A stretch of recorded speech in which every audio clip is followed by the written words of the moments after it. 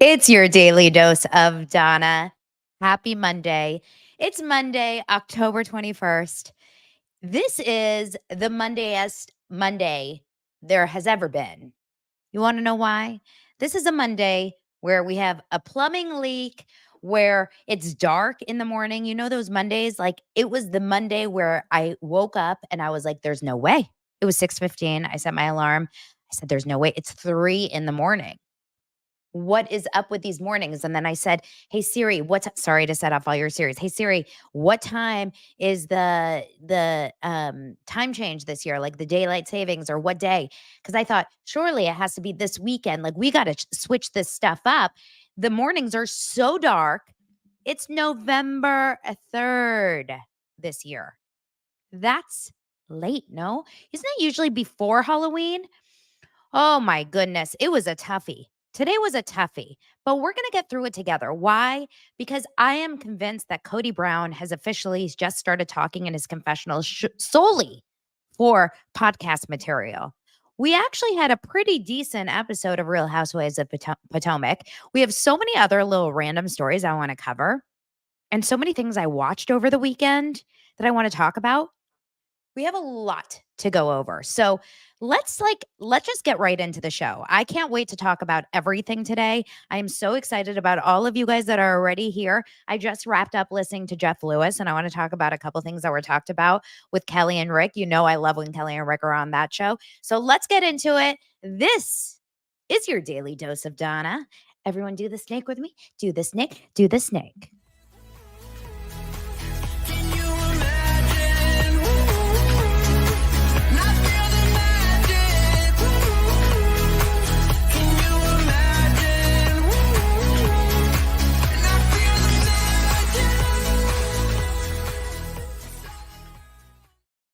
A couple comments I'm going to pull out here. Ray says your skin is glowing. I haven't talked about this yet because I've only been doing it for 3 weeks, maybe 4 weeks now. I'm on this new prescription skincare. I'm going to be talking about it if I like it, and then I'm going to have a code for you. But I'm really working on my skin. It's an anti-aging treatment. It's a very specific, like you have to it's like prescription only via a website. So I will talk about it when I see visible results. But thank you so much for saying that. Thank you. Also, secondly, Michelle says they switched daylight savings to after Halloween. So it's lighter longer for trick or treaters. I always thought that what you're supposed to do, thank you. I always thought that what you're supposed to do, that was my plumber. Not Vicente on a Monday surprise, just in case you're wondering. Mark says Xanax is not for skin, Donna. I know that goes internally. Don't think I don't know that. I know exactly how to use my Xanax. Thank you very much. I actually don't even use Xanax anymore. I have it always like near me, not really, but like I have it in my house, but I don't use it. But I'm actually really surprised that we are not doing our trick or treating after dark. I always thought that was like something you wait for after dark. Remember, I have my red light LED mask that I'm going to wear just for this. Now, it's Kathy's first time live. Is it Cycle Chick Kathy? How exciting is that? Welcome to the party. We've got some first timers here. This is exciting. Karen, too. Karen. Okay, everyone. So, you guys are all telling me things that I probably should know, like the time change is always in November. So, there's a couple things that you should know about me. Hi, my name is Donna. I don't know shit about geography, and I don't know anything about time changes, along with a lot of other things. I do not consider myself to be uh, incredibly smart in all things. One thing I do know is, well, I know what interests you guys, and that's the content that we talk about here on Daily Dose of Donna. But I am excited. First things first, we have a new sponsor. I leaked it. Get it? I have a plumber here for a leak. I leaked it a few days ago.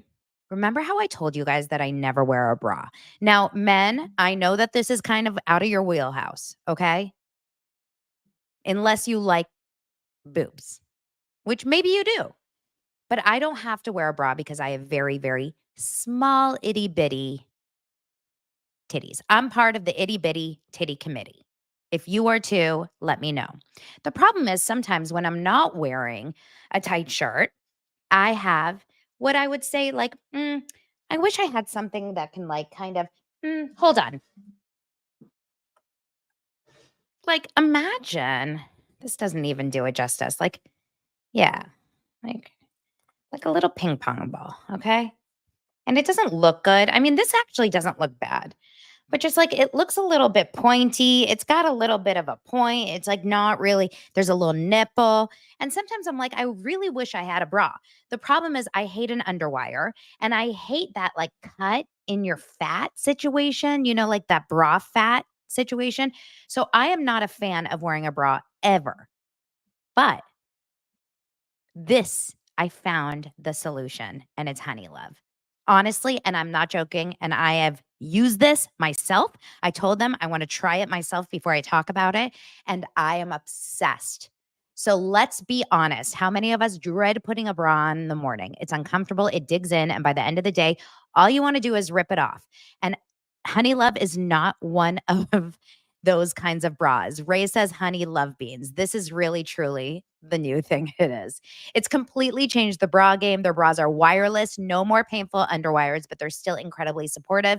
There's a lift, there's separation and comfort all day long. And the fabric, it's like a second skin. And the crossover bra is the best because it's sexy, supportive, and I forget I'm even wearing it, but there's no adjusting and tugging in the back. It covers that bra bulge. And I'm someone that has a little bit of that back fat. Like, no matter how toned I am, I got that back fat. I can't get rid of it.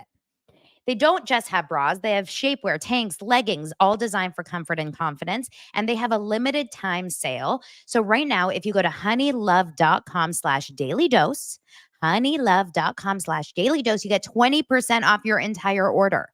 20% off, you guys. We're getting onto the Christmas time and Hanukkah time. And I mean, I've never heard of a better Hanukkah gift than Honey Love, right? Happy Hanukkah, fourth night. Here's a bra, babe. Support our show and treat yourself to the comfort you deserve. Honey Love isn't just supporting women, it's empowering us. Remember, use the code Daily Dose at honeylove.com/daily dose and let them know I sent you. You'll be glad you did. Honey Love, thank you for supporting. I am so excited. Thank you for supporting the show and my boobs. Get it? Get it? Okay, I don't even know where to start, you guys. We have so many things to talk about. Like, what am I going to do? I have a 1 o'clock appointment. That's all I have to do today, and it's 11:17. I should have brought snacks. I left my water across the room. I'm definitely going to have to get up and go do that in a minute because I'm going to get sweaty. I feel like there's so much to talk about. Number one, let's talk about what I watched over the weekend. Everyone, get your pens and papers out. Oh, this is very exciting, although I don't have it for you exactly today, but I have a newsletter in the works. Now, I put this on my Patreon last week. I put it out there on Patreon. I said, I am hiring someone to help me with the newsletter. Why am I doing this for the dosers? Because you guys are constantly saying, hey, what was that book that you said you're reading? Or hey, what was that show that you talked about? Oh, what was that favorite like shirt that you were wearing? Or what was that TikTok that you talked about? So we're going to be sending out a weekly newsletter that covers everything I talked about over the week, all the links and like highlights of the show. It's going to be awesome. You guys applied. Thank you so much. I'm still going through applications and responding to all of you guys by giving you all a $5 gift card to Amazon for those of you that applied. And we will be sending that out starting next week. So just so you know, I'm going to have a link for you guys. But that being said, Patreon, by the way, speaking of, yesterday on Patreon, I had Jordy Cray. I had that whole interview. And it was he and I talking about the Disney tween empire. We talked about Housewives. We talked about so much. So go to Patreon. You can sign up for all of that. You can get access to all of my old deep dives, all of my old episodes. There's so much on there. It's over, I want to say it's probably over an hour. I mean, over a year of episodes. There's so much going on. Okay. Thanks, Michelle. Oh, such a good Patreon. Thank you, guys. I love it. Oh, Pagelet says, can we call the newsletter Spilling the Beans? That's a really good idea. Um, okay, awesome. So let's get into this. So I, Friday night, watched a documentary. It's actually 3 episodes of a documentary called Anatomy of Lies. I'm sorry, what? I was hooked, line, and sinker. It's on Peacock. It's so you probably have heard this story. I know a lot of people in this kind of world that we're in have been talking about this. It's about this woman. Her name is Elizabeth Finch. She is a pathological sociopathic liar who lied her way through life to create story after story after story after story about herself.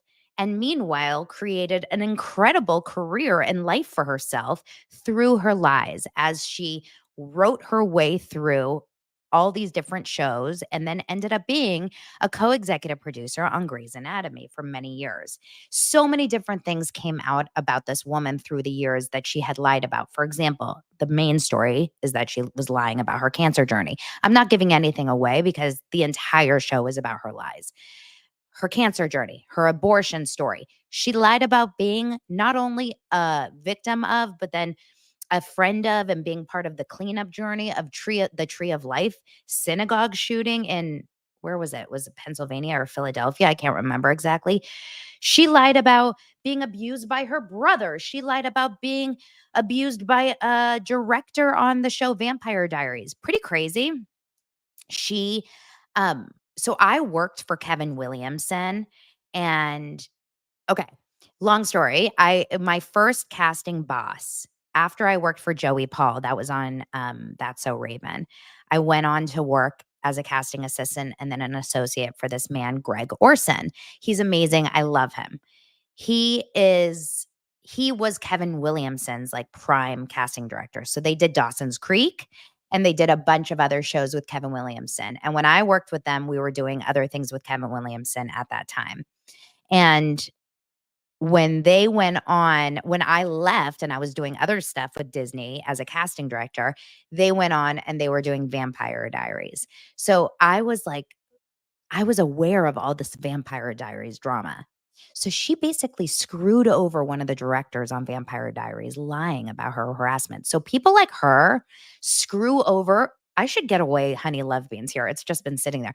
People like her screw over so many people who have honest stories, victims that come forward because of their lies. This whole episode should, by the way, be called Liar, Liar, Pants on Fire between her, between Tell Me Lies, between Love is Blind and Tyler's lies, between Katie Maloney's new boyfriend, between Cody Brown. I mean, everyone's a liar.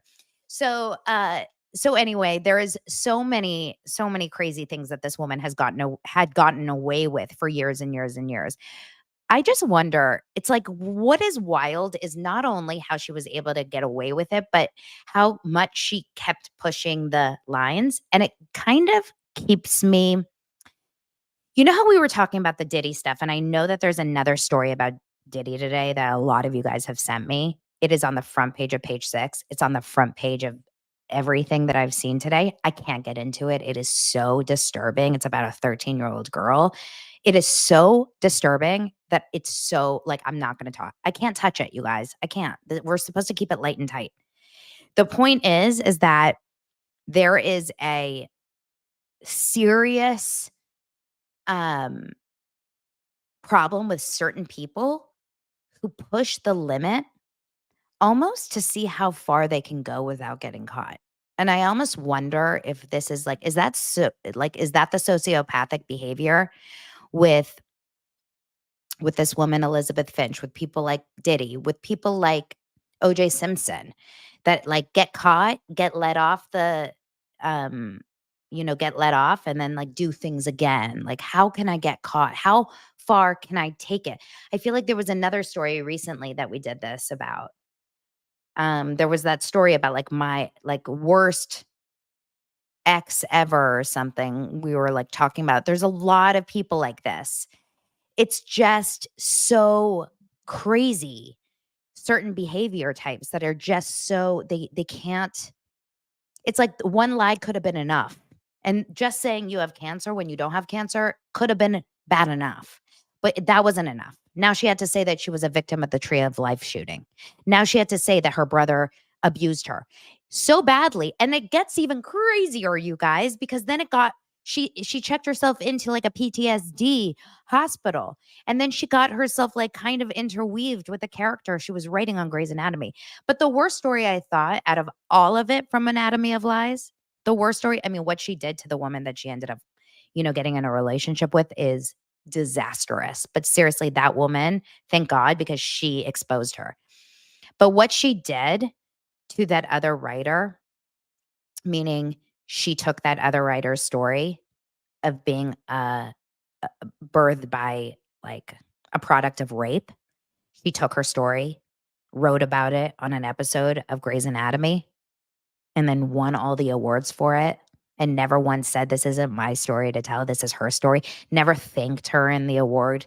Never put it out there like this was inspired by her. Such a disgusting Hollywood gross moment. It makes you wonder like how many people in Hollywood are just like sucking other people's stories and stealing other people's stories. It's just awful. Oh, you guys are having all this good conversation in the comments and I can't even be part of it. Like, why do I have to host a show? I just want to be part of the live chat. Like, you guys are more interesting than me. Let's be real. I absolutely love the comments when look at Nick says, I finally ordered Lola V with your code. Now I got to buy Honey Love because Donna told me to. I don't really either wear a bra. I mean, because of me, you have to buy a vibrator. You have to buy meat. You have to buy Honey Love. Listen, I only bring you the good shit. Okay. I have another good one for any of you puzzle lovers in just a bit. Okay, let's move on because we have so much else to talk about. So Anatomy of Lies. Another thing that I watched, and we can't do a deep dive here. There's absolutely no way that I don't think we can do it, but you have to watch Tell Me Lies. I've told you this before. I will tell you this again. I am 43. I know this takes place in college. It doesn't matter. This is not some cheesy college bullshit show. This is a show that is phenomenal in its suspense, and it's like it gives little what's the word? It gives little breadcrumbs. Like it drops these breadcrumbs and then you go back and you're like, "Oh my god, that's what that meant, season 1." And so you almost like have to rewatch season 1 before season 2. So it's a good thing. They're short seasons. The lead character, his name in the show is Steven. He's not your traditional good-looking guy. It's kind of confusing because when you see him in real life, you're like, "I don't actually Easter eggs." Thank you, Lisa. It's not actually someone that you would look at and be like, to me at least, he's not your traditional like haughty stud muffin guy. He is there's something so sexy about him even though he's not. He's your typical toxic ass horrible guy that you're supposed to never date, that you're supposed to stay far away from, and you can't like stop. And Lucy, oh, by the way, his mom in real life is Katie Seagal, Peg Bundy from Married with Children, and she plays his mom in season 1. She's in 1 or 2 episodes, and it's really, really powerful. She's like really good as his mom. Lucy, who plays the lead, her name is Grace Van Patten. She is so beautiful, and they're dating in real life. So you can feel that chemistry. Their chemistry, it's like porn. Honestly, it feels like porn. The show is toxic. There's sex. There's lies. There's a teacher dating a student. There's murder. There's death. There's um there's cheating. I mean, everything goes wrong. There's abuse. Like not like men on women abuse, I don't think. It's more just like men beating men up abuse. There are so many wrong things and it's so good. It's so out of control.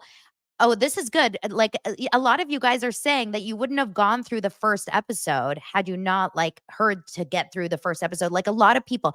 In fact, actually, yeah, a lot of my friends say I can't get through it, but you get past the first or second episode and then you get hooked. In fact, second season is the reason I kept watching it. So watch Tell Me Lies. Okay. Trust me on this one. If you like all this stuff, you're going to like it. And then at the end of it, you're going to be like, damn it, I have to wait another year or 2 years for this. It was really good. I'm really glad Michelle brought this up because I was actually going to put this in my title for today, but I thought no one's going to know what I'm talking about. But it looks like you guys really do know what I'm talking about. We've got to talk about the chicken date between Andrew Garfield and this girl, Amelia. You guys, do you know what I'm talking about? Let me introduce you to the chicken shop date. Okay. I'm just putting it in my notes so I don't forget to put it in the show notes. How do I even try to start explaining this? You know, actually, who did a great job putting all of the stuff together? My girl Face Reality 16 put a highlight together on her Instagram page, and I'm going to kind of go through this. So Andrew Garfield is an actor. This is like your typical meet cute. This is a rom-com situation, but this is real life. We think. We're not sure. We don't really know if they're trolling us or not. Andrew Garfield is an actor. Obviously, you guys know him from many, many things. He's in a new movie that just came out with Florence Pugh. So he's doing his press right now. I'm like, why do I have ping pong balls literally just sitting on my desk? And then I remember, oh, these were my nipples 10 minutes ago. So Andrew Garfield was doing press a few months back, and he was on a red carpet. I'm just pulling this up. Give me a secondo. He was on a red carpet with this girl. Well, he went on, her name is Amelia Dims. And this is, I'm just pulling up the original, where it all started. So this was, I want to say, God, I don't even know how long ago this was, maybe 2 years ago or something. And she's an influencer, a YouTuber. She's very funny. She's very cute. And she was doing a red carpet interview. And she went over to Andrew Garfield, and they had this like really kind of interesting flirty moment on the red carpet. Let's watch it together, because I will always watch this over and over again. So this is where it all began. I really hope you guys can hear everything today. What? Yeah, I think you're great. Do you know who I am? You're kidding me. You're kidding me. Chicken shop thing. No, Yeah. I've been trying to get a date with you for a while. I have not got them now. I'm asking that right now. You do date a lot of people. Yeah, Which, and? oh no, it's wonderful. It's just like, I don't know. I just feel like less special, I guess. No way, you are the most special. Right, you say that to every single person. No, I don't. This is the first person I call special tonight. Let's make a tiny toast. To who? To us and our future date. Whenever, really, Okay. whenever. Well, not whenever, but like when we can both do it. Okay, great. Wow, so tomorrow? How many of those have you had tonight? A lot. Bye. Okay, see you. Lovely See to ya. meet you. Seriously, You lovely to too. meet you. Yeah, seriously love to meet you. No, brilliant, because it's weird what you do. It's Is like it? weird as in good. It's very specific what you do. Yeah, no, I know. And like unique in that really great way. And I appreciate it. I appreciate you. Enjoy. Bye. See ya. I think you're great. What? Hi. And then I don't remember how long after that they meet again on another red carpet. Hi.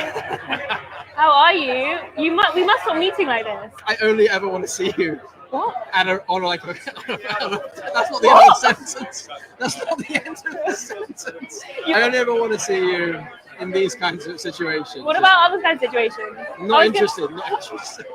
I was going to invite you to my birthday party. When's your birthday party? The 30th of January. What astrological sign are you? I'm an Aquarius. That's your moon.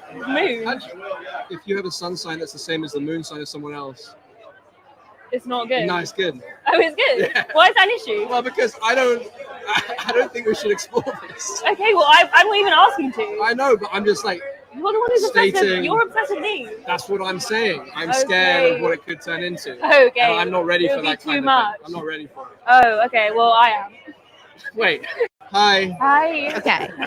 How are you? So obviously they had a very, very like, look, she has this thing called Chicken Shop Date. This is her Instagram. It's a YouTube. It's very, very popular. She has 1.3 million followers on Instagram and even so many more followers on YouTube. Like, I mean, she gets a ton of views. And what she does is she goes on these dates with, different celebrities, and she goes to chicken shops. And I don't actually watch a lot of them. I mean, look how cute was Sabrina Carpenter. Obviously, half of them are just interviews. I mean, they're not all romantic in any way. Look, she's with what's his name? Blake Lively's husband. That's what his name is now. Ryan Reynolds. She's with so many different people.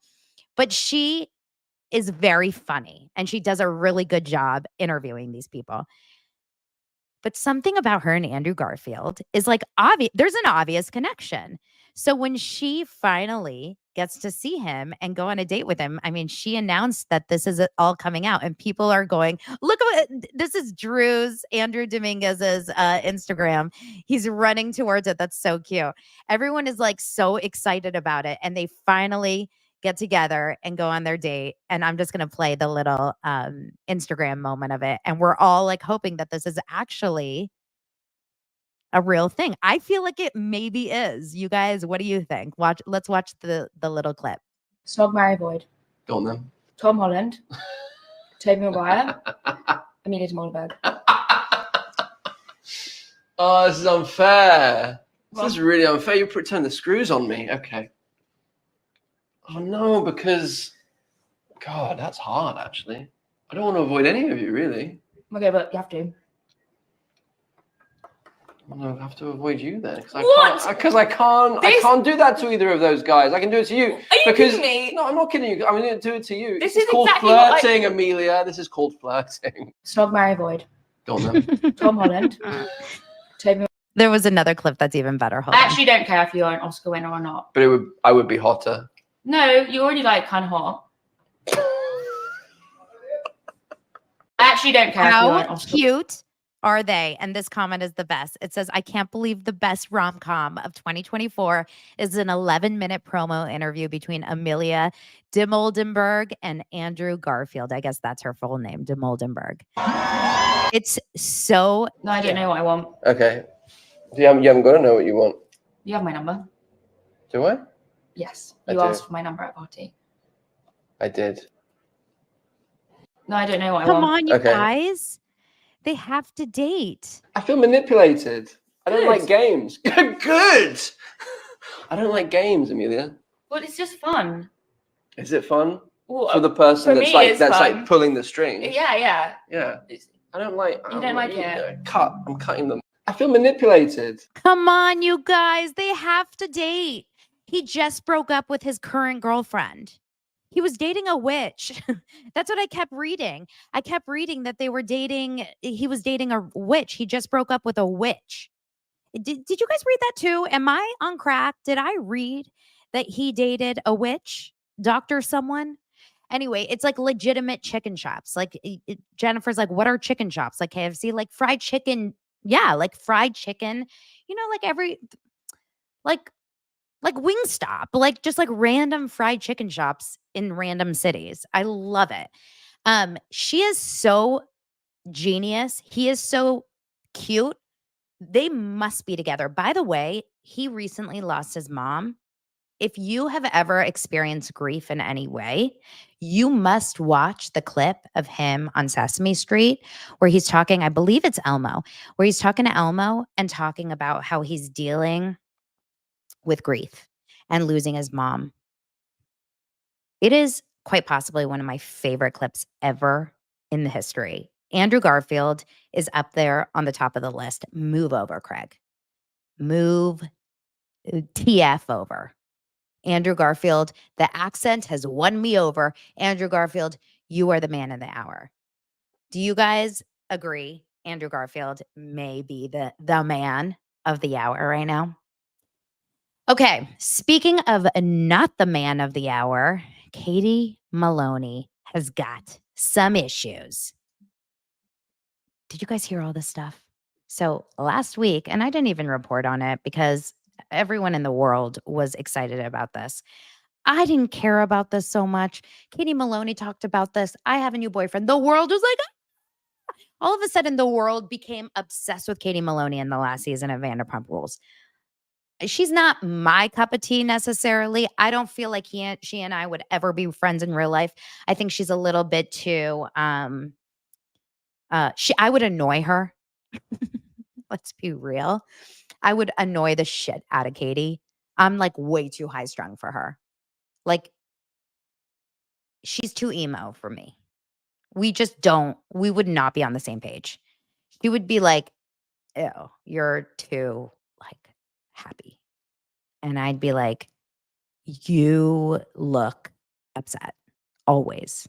Like we're just not on the same vibes. But Katie Maloney did announce very excitedly on her podcast last week that she has a new boyfriend. And the world rejoiced. The world sang from the mountaintops. And you know what? For that, I was very happy for her, as we should be, until she announced that she had a new boyfriend. And then all the Bravo sleuths, like, this is the problem. Is if you were a Bravo star, reality star in the Bravo landscape, like forget any sort of discretion or secrecy. They will find you. They will find who you are. They will find out who you are in 2 seconds, and they will find out exactly everything about you. Like Bravo sleuths are no joke. Those Reddit people are going to be on you. And they did. They found out like within 1 minute by, I guess, going through her Instagram and seeing who she likes and who she follows, and then who's commented on her page and who she's commented on, et cetera, et cetera. And they found out that, of course, yes, she definitely is dating some guy his name is Nick Martin. Okay. I don't know anything about him except for the fact that he's in a band. What's his band's name? Sleeping with Sirens. Do you guys know Sleeping with Sirens? Like I said, I'm not an emo girl. I mean, I like 90s emo music. Like I like Sum 41. Is that considered? I feel like I loved that kind of music, like My Chemical Romance, like stuff in the old days, but I don't think I know current music. Does that make any sense? So Nick is 41 years old and he is in Sleeping with Sirens. He's a guitarist. And just after he was confirmed as the mystery man that Katie was in love with, apparently, Katie's friends now are coming out saying that they were concerned about his rock star lifestyle. This woman named Brandy Bay came forward, starting to slam the guitarist, that's him, his treatment of women, and accusing him of cheating on his now estranged wife, Jenna Martin, after he attempted to silence her. This Brandy Bay woman said Nick Martin collects women but doesn't honor them. Before I went to bed last night, does this ever happen to you? Before I went to bed last night, I was like scrolling TikTok and I went on a TikTok where they said like dad's reaction to this cheers, or like to this, I guess it's a cheers where it's like, you got to honor. If you don't, I'm not even going to say, if you don't blank in her, you got to blank on her. Okay, whatever. I don't, that really cut that out. Producer, cut that out. Producer Vicente, that doesn't exist. Cut that out. It says Nick Martin collects women but doesn't honor them. Brandy wrote in an October 17th post, I really, really hope to protect future women from this treatment. I'm overtaking the high road and being silent. So here's every photo his lawyers told me I couldn't post. She posted a ton of photos that she and he took where he said he didn't want her to post. Continuing on, Brandy said that Nick not only cheated on his wife with a mistress, but he also approved of one of his bandmates' infidelity. He took pride in bashing women, especially those he's been romantically involved with, from his high school girlfriend to every woman in his 20s, to his wife, to his crazy mistress. Still, I passed this off as scorned ex energy until he started talking about his friends' relationships. Every woman he knows, whether it's his best friend's wives or his bandmates' wives, is crazy. At one point, he told me his friend cheated on his wife because she was too bitchy to stay with. To point the blame on the mother rather than the male infuriated me. Sounds like Cody Brown. And it was the first fight we ever got into. She also labeled him a pathological liar, etc. And so since then, another person has also come out and said some stuff. So note to self. Note to Katie, I should say. Katie probably doesn't have the best picker. That's my guess, right? I don't think she has the best picker of men. Number two, this Nick probably didn't have an NDA in place with all the girls he was screwing with. But what do you think is going to happen here? Do you think Katie and this guy are going to last forever? Or do you think this is already a bad sign that her new boyfriend is rumored to be a horrible POS? Billy messaged me on Facebook later. I'll show you. Oh, you guys are talking. I thought Josh was saying like someone messaged you something about Katie Maloney. I was like, give it to me. Yeah, Michelle says Katie was with Schwartz for over a decade and he was a liar and a cheat. Exactly. So like who knows if she's going to actually take this and like run. Hopefully she's learned her lesson and she's going to say, I'm out of there. Like I don't want to stick around for another loser guy at this point. I don't know. It's never a good sign, you guys. It's never a good sign. Now, speaking of, you guys, I have to share with you. This came up on my For You page today. Tom Schwartz, Katie Maloney's ex-husband, posted on his TikTok, which by the way, I don't even think I follow him on TikTok, but it came up on my For You page. This is what Tom Schwartz is doing on a Sunday. Did you guys see this? He's hanging out with Kristen Doty. And then I go and spoil it all by saying something stupid like, Suck a dick. and then I go, What? You guys, what is happening over there? Is that not the weirdest like event? Kristen Doty's hanging out with Tom Schwartz. Are they friends? I mean, I guess, right? Because like Jax, but I thought Kristen hates Jax. And then like, where are they? It says that Sir. That's not Sir. She's wearing a baseball jersey. She's dancing.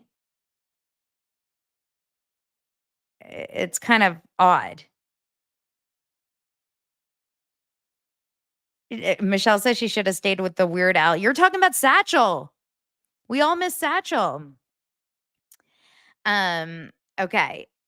Very odd. Very odd. All right, let's move on to another asshole of the day. Today's episode is literally all about bad men. Well, Real Houses of Potomac, I guess, isn't, but every other episode is about asshole men.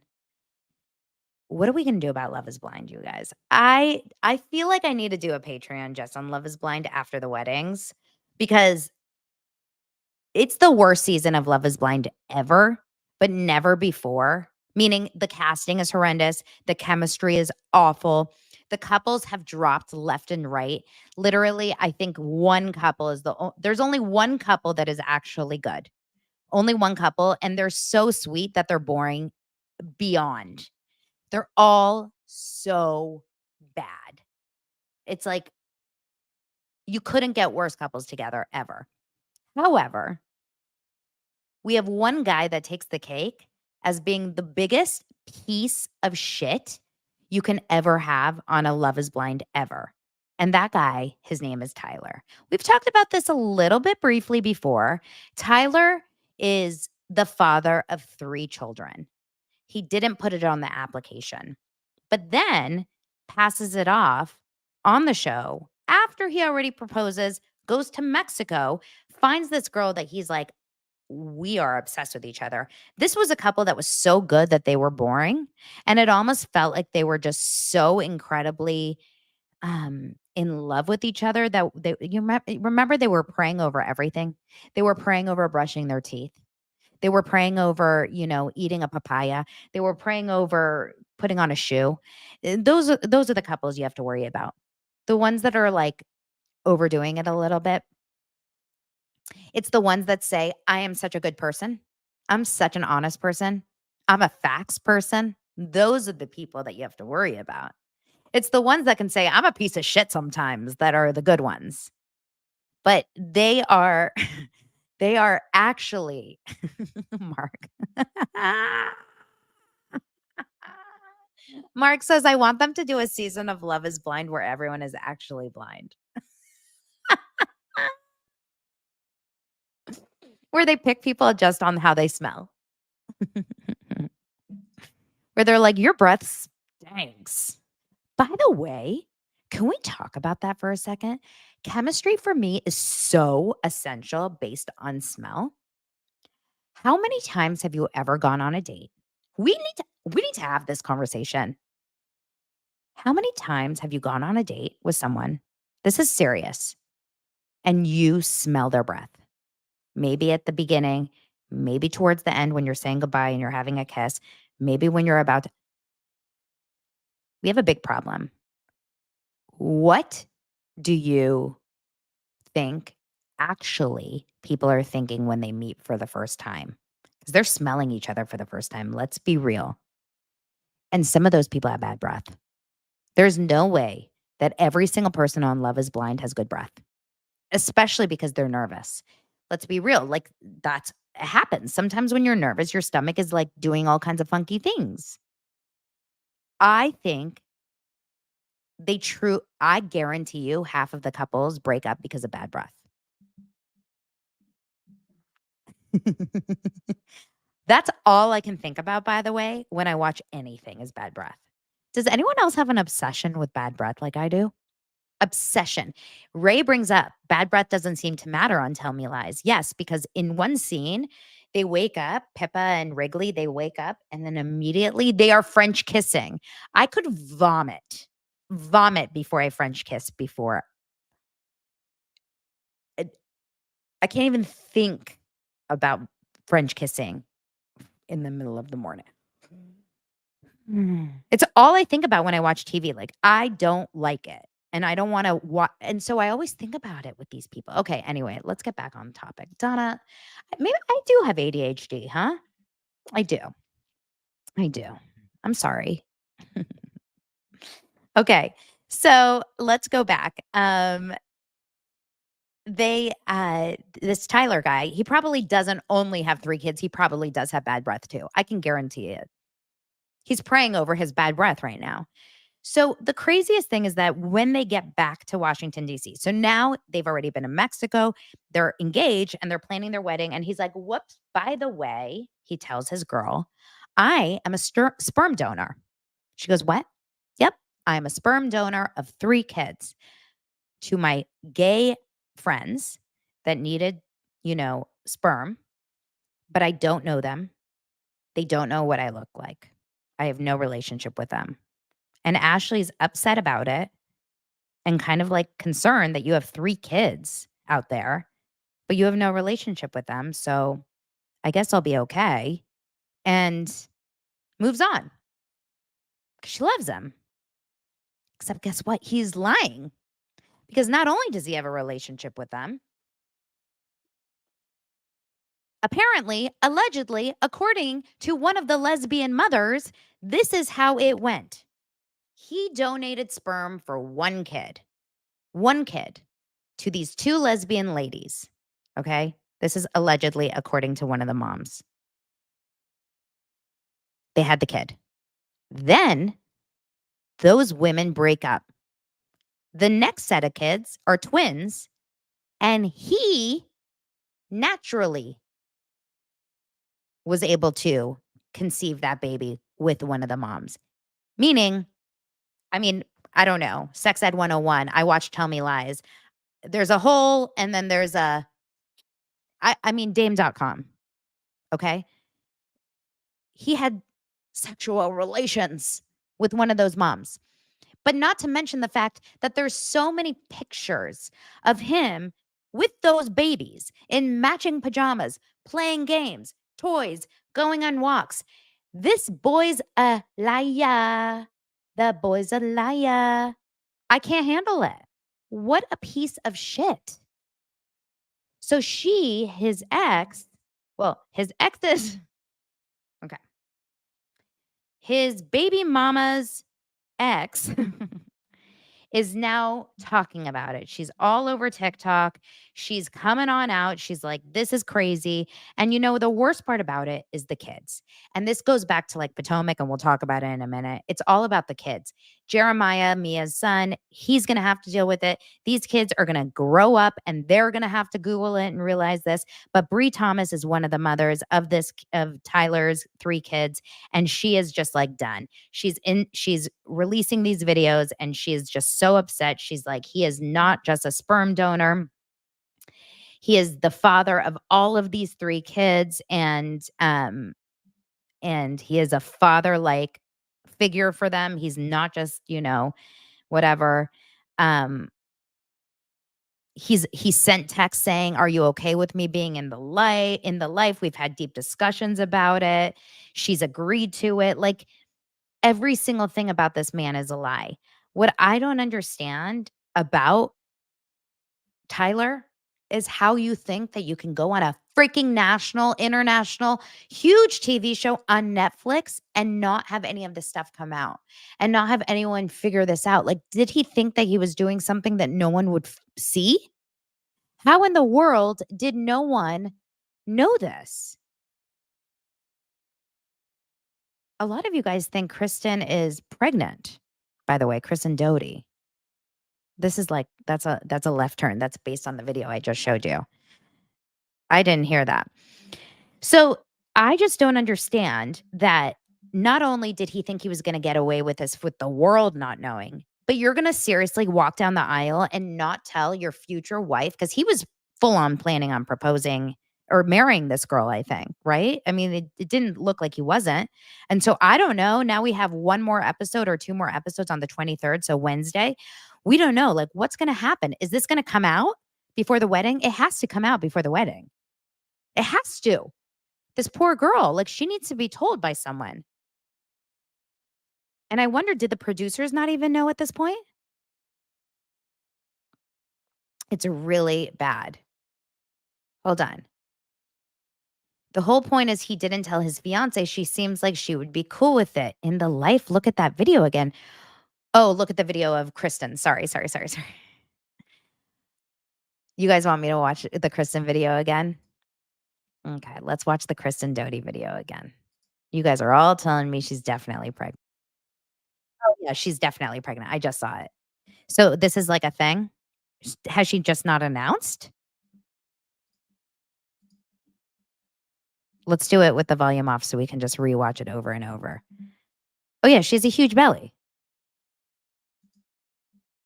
What's going on there? So yeah, you can see it right there. That's not chicken wings, right? Oh, I'm not logged in to see the comment. Oh, there it is. Wait a minute, baby. Comments are saying baby. We got to find out. Hold on. Yeah, a lot of people I think are scared to actually say something because you don't want to actually, you don't want to guarantee. I don't want to guarantee anyone's pregnancy or anything, but yeah, it does look like it. Okay. Anyway, Love is Blind is shockingly horrible this season for so many reasons. The producers did an awful job. And what's interesting is that you guys are saying some of you think the producers knew and wanted the drama just like last season, all the drama, but I don't believe that anyone would be hiding. This is too big to hide. This is really wild. I cannot imagine. It just makes me really question the show in its entirety when kids are involved like this. Like, don't F with that. Fine, lie about the fact that you have a job. Lie about the fact that you're in debt or not, like we've seen in the past. Lie about the fact that you need a CPAP to sleep or not. Like, there's so many other things to do, but let's not lie about babies. It's just like it gets really shady. And then like we need to talk about Hannah and Nick and the fact that Hannah's the blonde girl. By the way, if you guys don't remember, Hannah's the blonde girl. She ends up picking Nick Dorca, who bless Nick Dorca's heart. Hannah is officially on the list as the worst woman I have ever seen on any of these shows. And we've seen some pretty bad ones. Remember? Remember Chelsea? We've seen some pretty bad ones. Hannah is insanely awful. The way she talks to Nick, I created a meme last week, or like I just screenshot a thread that I wrote that went completely viral. This morning I got a notification that Snooki liked it. So, I mean, when Snooki likes your meme, you know you've made it. This, I said, someone please show this to your husband. Like, I'm going to show this to my husband and remind him how lucky he has it next time he thinks I'm being naggy. Because this girl has officially taken over. She should just tattoo on her forehead, my name is Naga, not Hannah. It's Naga. I mean, she is unreal. And meanwhile, if you see her in real life, she is a quarter of her size, and she says it's not through Ozempic. She says that she did try Ozempic for 2 weeks. She's lost so much weight, by the way, because on the show, she talks about her weight issues. She talks about she gained a lot of weight during COVID, and she just recently lost 45 pounds when she shot the show. But now in real life, she is a stick, and she says that she lost it naturally. But it's really, it's a lot. It's a lot. She's awful. So, I hope that with the weight loss, she also lost the ability to feel like she can talk down to people the way she did. If I started dating a guy at 26 years old and was like, "Have you invested in stocks?" I mean,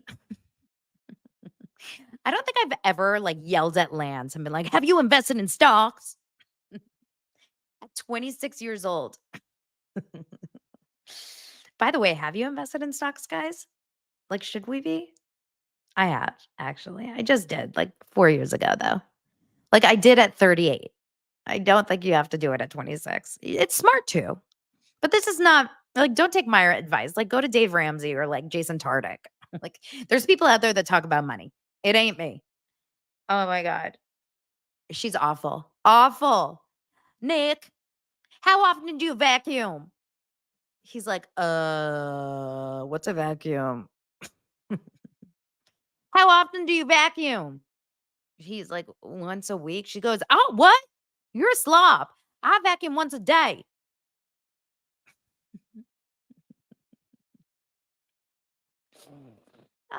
And then the other couple, I can't even remember their names at this point. The other couple, I think it's Alex and Tim.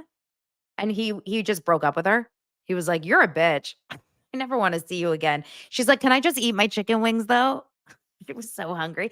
She was the one that had the messy apartment. That turned me off immediately.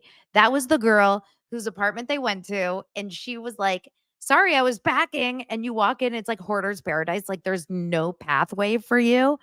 You can't even like get to the bedroom. And she was like, sorry, I was just in a rush to pack. It's not usually this messy. It makes me feel comfy here. And then as he's yelling at her, as he's like, I'm really upset about the way you treated my parents. She's like, hold on, I'm hungry. Oh my God, it was awful. Hannah's awful. They are awful. Tyler's awful. Who else is on this horrible show? I mean, Taylor and Garrett are the only ones. Oh, yeah, Steven.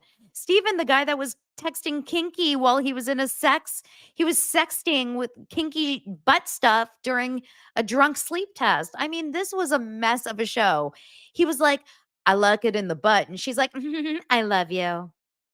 I love you. So bad. Oh, yeah. Finally, we have Marissa and Ramses. Marissa and Ramses, she's like, I'm in the army. He's like, I hate armies. Can we have sex without a condom? And she's like, I really don't want to get on birth control. It makes me really depressed. So I want to have sex with a condom. He's like, well, I need to enjoy my sex. So this isn't going to work. The worst couples ever of life. It's just awful. Let's move on. I just want to tell you guys really fast about another sponsor of the podcast this week. And I am so excited about this. And you guys will be too, because if you're anything like me, you love a puzzle. We're getting into colder weather and we're getting into a lot of TV time. And I tell you, the reason why I can watch all the TV that I watch and cover it for this show is because I multitask. and I do things that make me feel productive while I watch TV. And my thing is puzzles. And I found the best thing ever for those of you that like puzzles but don't want to purchase puzzle after puzzle after puzzle and then just like grow your puzzle collection, because who has the space? And then you use a puzzle once, and then what are you going to do with it? So it's called Completing the Puzzle. I have a specific link just for you guys. It's below in the show notes. But if you also use my code Daily Dose of Donna, you get a discount off your membership. It's a membership for puzzling, meaning what you do. And I swear by this, I use it every single month. You guys see it on my stories. I'm going to show you how it works. It's a puzzle rental subscription. It comes to you in these bags. They're clean. No pieces are missing. It comes with a picture of what the puzzle is and a return label. You can choose which kind of puzzles you like, so you can get your personalized experience. You can choose, like, do you want 500 pieces, 1,000 pieces, different brands that you like. And then they come to you in this bag. You use your puzzle for as long as you do, and then you return it in the mail. You just pop it in your mailbox, and then they send you a new one.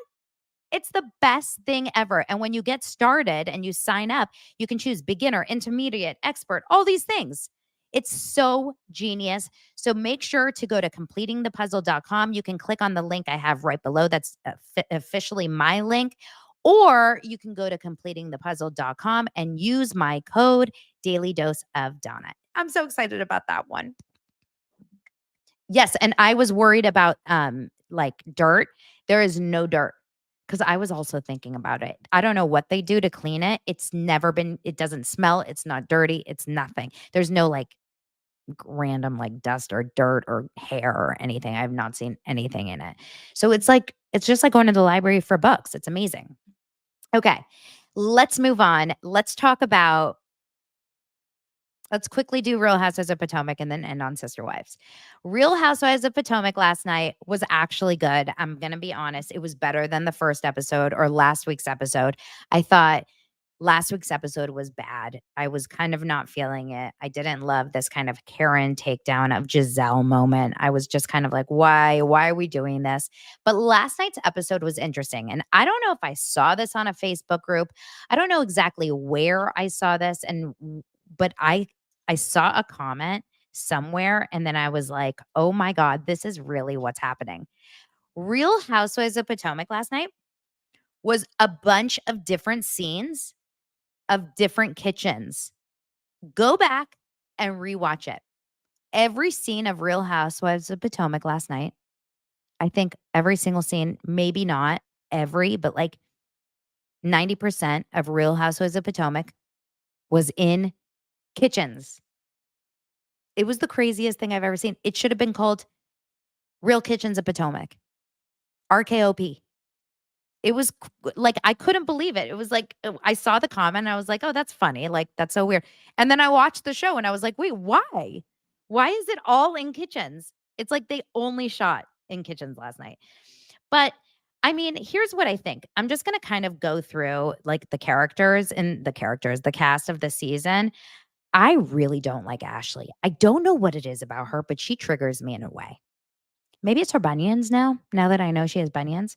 No offense to anyone that has bunions. I can only imagine it's a painful, annoying experience. What do you do about bunions? You get surgery, yeah? They cut them off? I mean, how do you get bunions? Is bunions a shoe issue? A shoe issue? Get it? A shoe issue? Is it a shoe problem? Or is it a like a genetic issue? Is it a shoe issue or genetic issue? Get it? I don't know exactly how you get bunions, but there's something about Ashley and the way she dealt with that GNA issue that really bothered me, because I don't agree in the way that Giselle and Ashley dealt with that event. So Stacy, and I don't even remember the other girls. It was Stacy. Was it Kiarna? Who were the other women that went in the car to the party? Who were the women that left Karen's to go to the event? Was it Wendy? It wasn't Wendy. It was Stacy. It was Mia, Stacy, and who was the third? It wasn't Kiarna, was it? I can't remember her name. So it was one of the new girls, but I don't think it's Kiarna.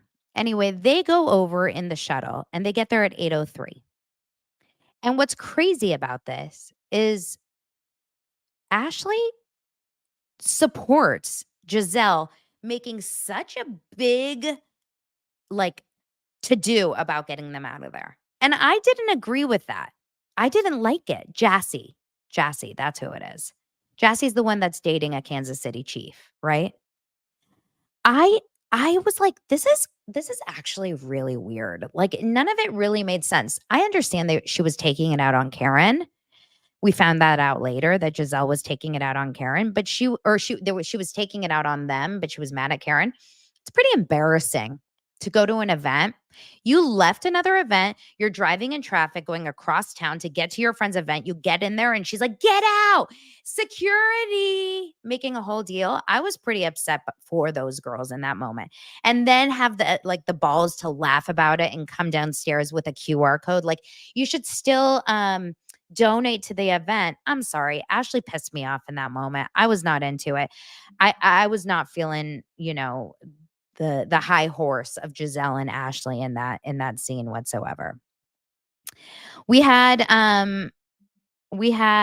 let me think kind of what else. Oh, then we had the next day we were at Stacy's house where they were kind of having a kumbaya about it. And Ashley and Karen came and they were all talking about it. And Karen really went after Ashley in that scene. And that's where we got to find out about the bunions. Now, Karen goes low when she fights. And for that, I do appreciate it.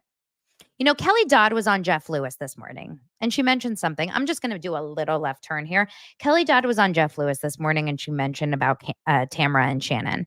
And she said, I don't think Tamara and Shannon should be on Housewives anymore. She said, I feel like they're just too old. The show is aging out of the older people. We want to see the younger people on these shows.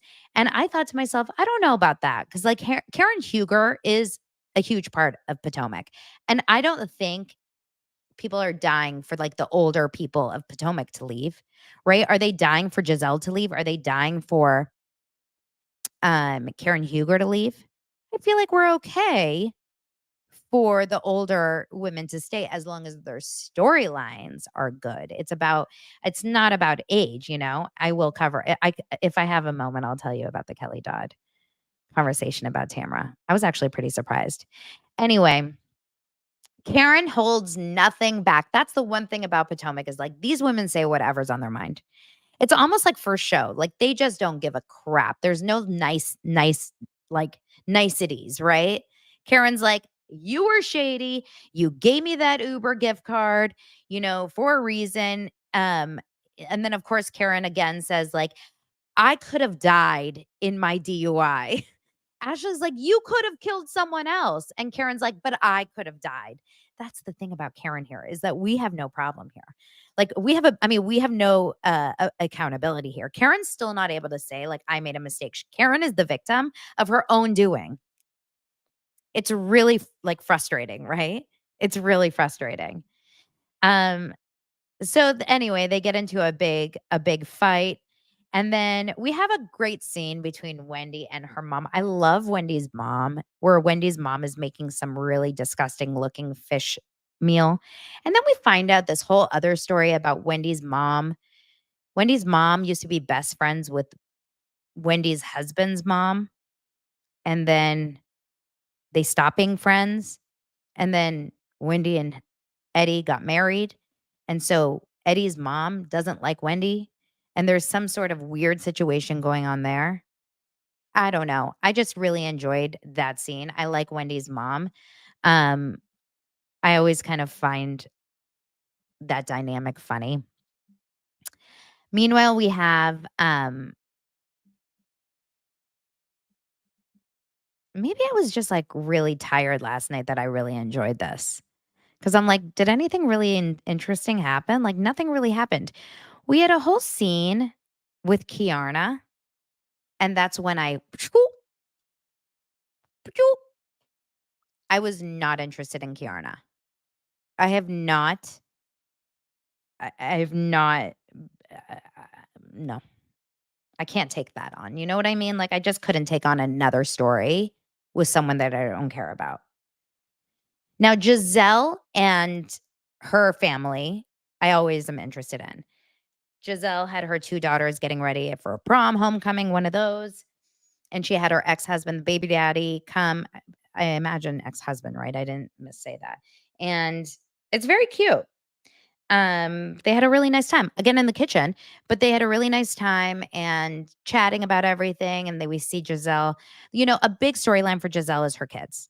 It's kind of been the recurring storyline for the last few years. It's like seeing her kids grow up. Once her kids go off to college, those twins, like, what's going to happen? Like, where are we going to go with Giselle? Because that's pretty much all we got with Giselle is those kids. But it was a nice little scene, and she was very sweet, and she was very, I mean, it's an emotional thing. I cried my butt off when Giselle dropped off her oldest at college last season. I'm always going to be emotional when I see that. Now we have Mia and Ink. Mia and Ink is the wildest story I've seen on this show. Jeremiah is Mia's oldest son. And a big storyline here is like, is Gordon Jeremiah's dad or not? We don't know. Let's just keep talking about it on a national TV show. No one knows if Jeremiah is Mia's son. Ink thinks Jeremiah is her son. Gordon says, no, he's my son. Mia's like, I don't know. It's wild. Now, Mia and Ink were together for many, many years in high school, broke up. She went on to marry Gordon, but was, I think, having sex with Ink the entire time.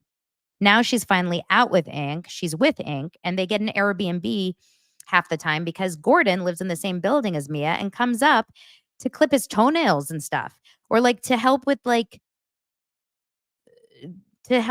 coffee machine issue. Like, it's wild. There's like so many weird things that are happening there. Oh, a lot of you guys are bored with Potomac, but OST says Real Housewives of Potomac was great. D Taggart says snooze fest. Uh-oh. Okay, I'm getting through it. I'm going to get through it, okay? Now, we have Mia's best friend, Jacqueline, back. Remember what happened last week or last year with Jacqueline? There was so much drama. Mia is dangerous to me. There's something about Mia that just makes me feel uncomfortable. Maybe it's the way she talks. Maybe it's her approach to everything. There's something about her that just makes me feel nerviosa. I feel nervous. Fake. There's a fakeness to her. Now, meanwhile, I liked Ink. Ink felt cool. I was like, Ink is someone I feel like I'd hang with. We saw a whole scene with Stacy, the new girl, who's she's like a former QVC host or someone like that, and you feel like that when you talk to her. She's very pretty. She's very like professional. She speaks like a broadcast journalist. If she was here right now and I was having a conversation with her right now, she'd be like, "Hi Donna, how are you? Nice to see you. It's a beautiful day outside in this gorgeous region of Los Angeles, right? On this gorgeous Monday. Thank you very much." I like her a lot, but that energy of hers it feels very professional. Like, she doesn't feel real. She's dating a new guy. They work out together. And the reason that I bring this up is because the guy that she's dating, this is so weird. He doesn't want to have sex until they're married. She's still married to her ex. Like, she'll never. So they're just like flirting. They're just like heavy petting. Very, very odd story. Very odd story. Would you guys do that? Would you guys like date someone without having sex for years at this age, like after you've already had kids? I mean, are we allowed to self-pleasure with Dame.com? Mormon soaking, dry humping. Interesting. Okay, so they go to Lake Norman, where is Lake Norman? I've never been. It looked pretty. Didn't it look pretty? So they go to Lake Norman and they're waiting to get on the flight, and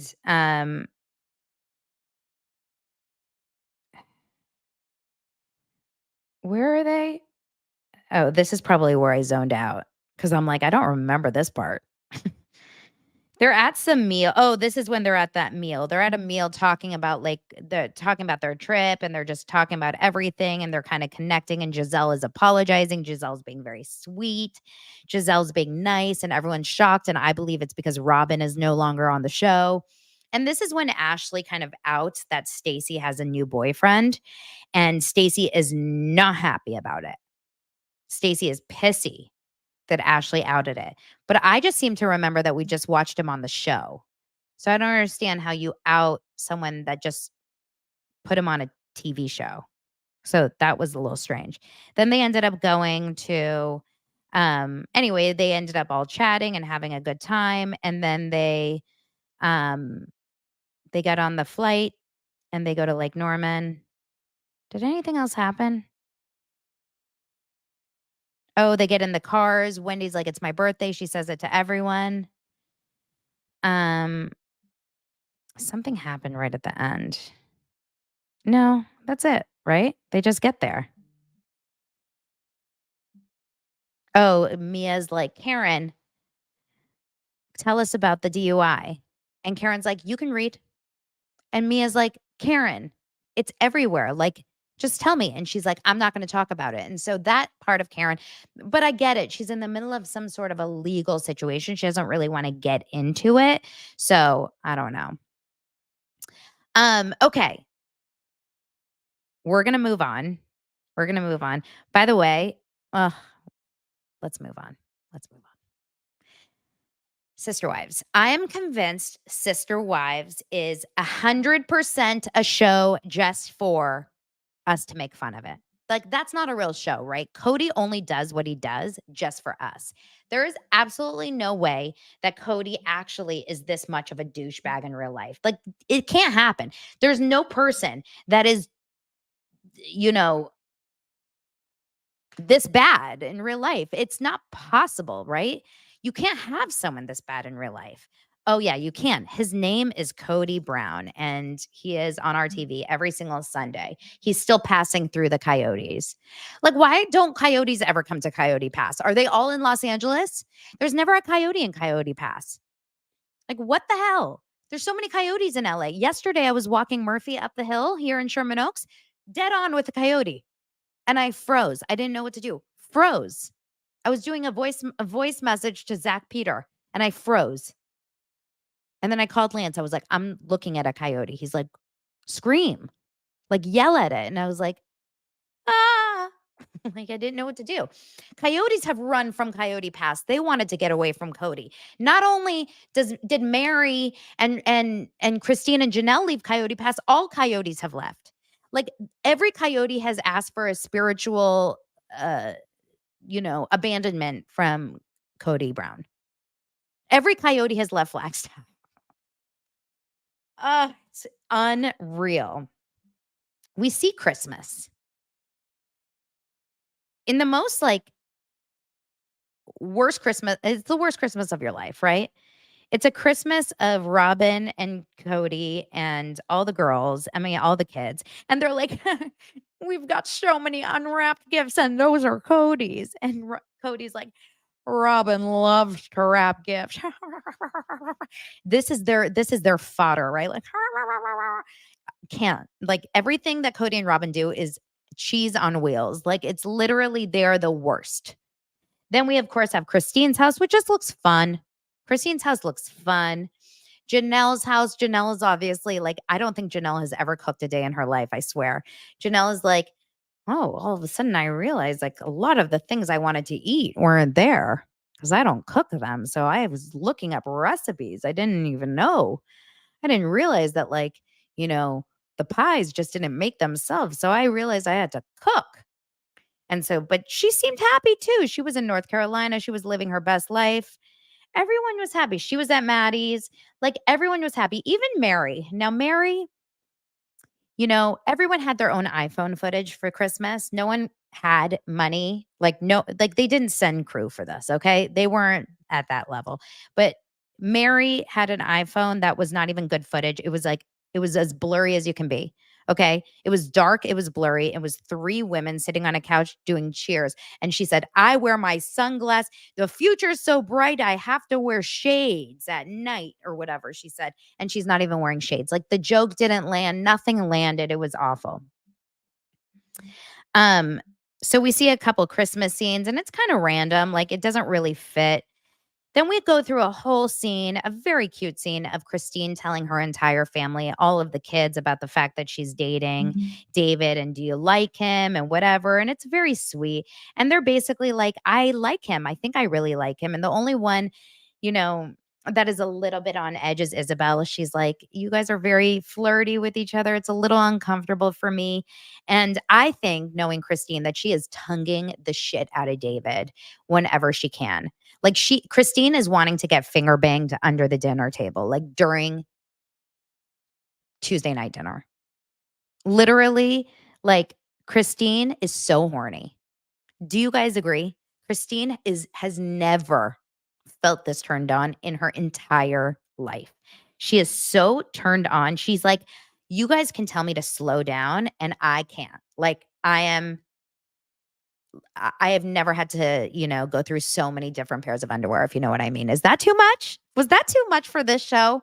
I even think that was too much for this show. I apologize to all the children. Truly, if you're watching this, I'm truly, truly sorry. Truly sorry. Truly sorry. Tony did the biggest thing the worst thing you could possibly do. And I'm so sorry, David, out there, for having to watch this scene. Tony goes, he's just like Cody. I'm sorry, what? He goes, he's a boomer. Now all of a sudden we have a whole shtick about, is he a boomer? Am I dating a boomer? And then Janelle's like, what's a boomer? And then Cody's like, oh, I loved growing up in the 80s. It was so fun. It was wild. Duran. Yeah. I was a teenager in the 80s. I used to just fuck everyone. Oh, yeah, that's right. I'm religious. I didn't. I was a good man. I never did anything. I was very good. I was very, very good. Oh my God, it was so good. Okay. So, I don't even know what a boomer officially is. Like, how old is a boomer? And what is a boomer? It's a baby boomer, right? It is our mom's generation, I think. Anyway, so they have that whole kind of, it's like a 47-minute long scene of them talking about Christine's dating life. And it's a sweet scene. I really like Christine and her family. I mean, come on, we would all choose Christine's family here, right? Christine or Janelle's. I mean, I don't think anyone would choose Robin's family. And then, of course, we have Janelle. I mean, Janelle is a girl after my own heart. Janelle's doing a puzzle, probably from completing the puzzle with Maddie and Caleb, and they're talking about getting a property. This is Janelle's, storyline. This is her story arc through the season, is like how she's going to become a farm girl. And we talk about this, and we know that they eventually ended up buying a property and becoming farm people. So that's cute. They're all talking about the fact that they do want to eventually buy a property. And so that's happening with Janelle. Now, meanwhile, we have a big conversation with Christine where she's talking about the list of things she wanted when she was with Cody. And on the list was, someone that turned her on, someone that was nice to her, someone that had no hair, someone that drove a motorcycle, someone that talked to her, someone that was nice to her, someone that cooked for her, someone that looked at her in the eyes, someone that didn't have any other wives, basically someone whose name was not Cody Brown, like anyone that wasn't Cody Brown. And 100% it was not Cody Brown. And her therapist is like, oh, so you don't want to be married to Cody? And Cody was like, so I'm not on your list at all. And she's like, you're really not. And then she ended up meeting David, and she rubs her hands through that bald head. And she is like, Genie, make a wish. Like, she is so damn obsessed with David. And we remember this from the wedding special, but she can't get enough of him. And it's actually cute to see them in these early days, because I wonder if they're still this way, because she is like a little schoolgirl. She's like, oh my God, hey baby, Hey, baby, you want to come in? Love of my life. I love you. He's my boyfriend. No, he's my soulmate. He's my love of my life. But she does mention something a little bit later that is actually really, really smart and intuitive. She says, you know what? Now I understand why Cody's with Robin. Because if I found David and I had other husbands, I would never be able to leave David. He found his soulmate in Robin. And to me, that was like actually a really nice understanding moment. And I just wish Cody was honest about that. And he was never able to be honest about that. So we have a whole long conversation about David and her. We see them on a date about when they first, made out and kissed and how much they, made out. And then, of course, we see Cody going to Mary's house. And this is a moment that like Cody was dreading as like a root canal, right? And he comes in and he's like, hey, Mary. And she's like, well, hey, Cody, I'm going to Parowan. Something about when Mary says I'm going to Parowan, it immediately gets depressing.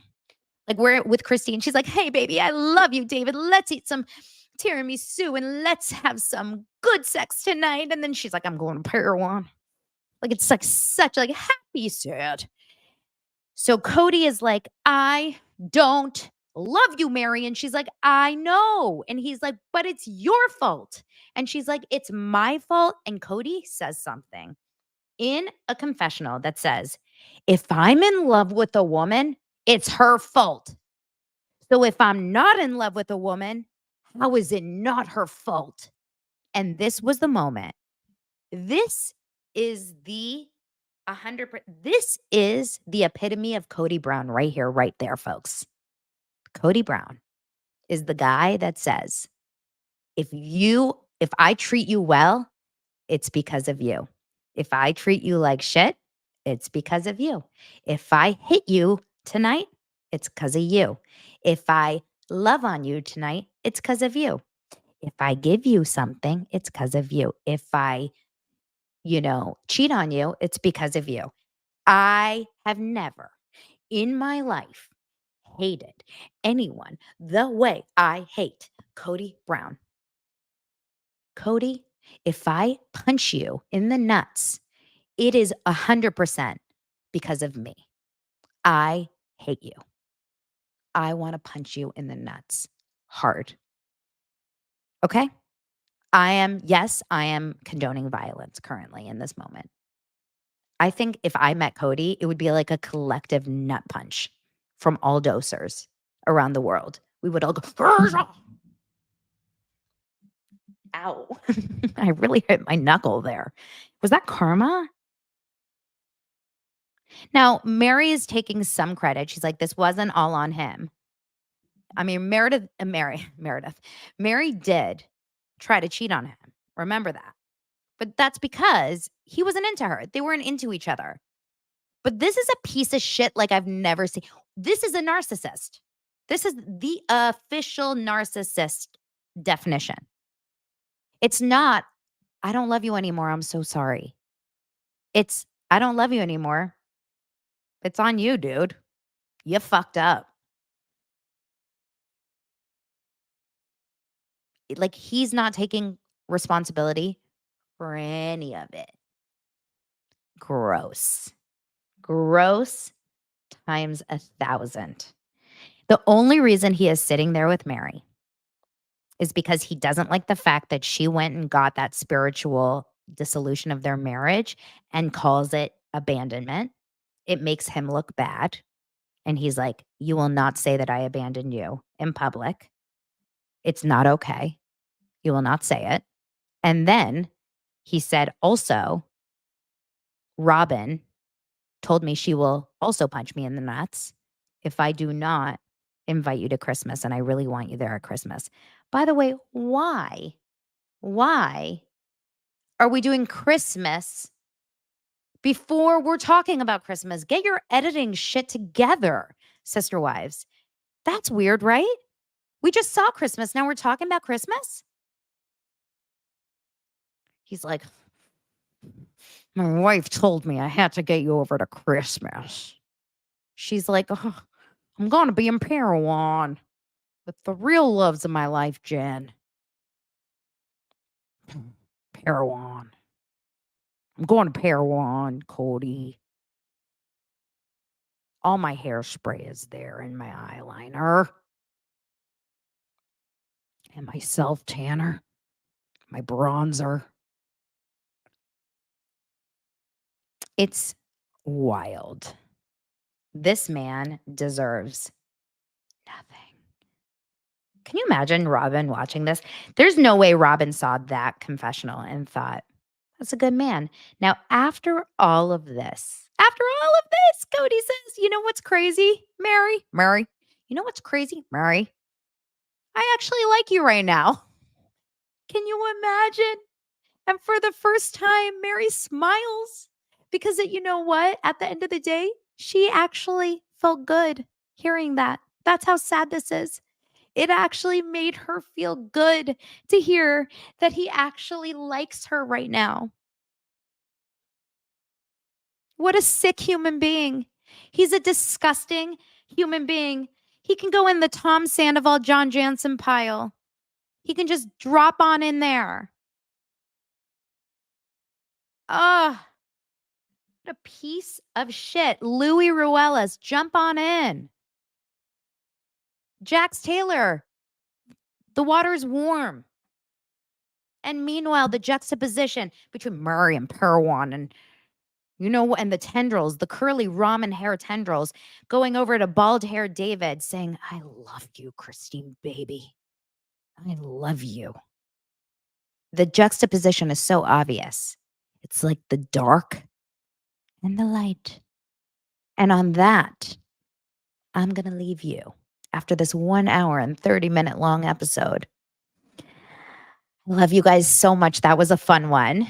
Thank you for being here. We are so close to 16,000 subscribers on YouTube, all because of you guys. Thank you for being here. Leave a 5-star review on Apple Podcasts or on Spotify. I can't even tell you how much those help me every single time. Please subscribe here and leave a comment to say hello. Join Patreon, and just everything always helps the show grow. Thank you. Thank you. I love you guys. I'll talk to you soon. Bye.